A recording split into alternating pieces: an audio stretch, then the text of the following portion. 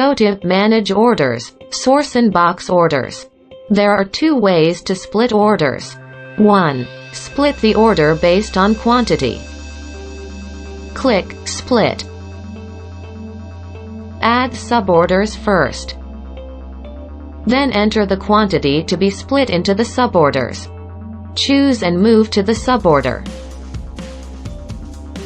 Click Confirm to split, and you will see the split orders listed in Sourcinbox Orders. 2. Split the order based on different variants. Click Split. Add suborders first. Choose and move to the new suborders. Click Confirm to split, and you will see the split orders listed in Sourcinbox Orders.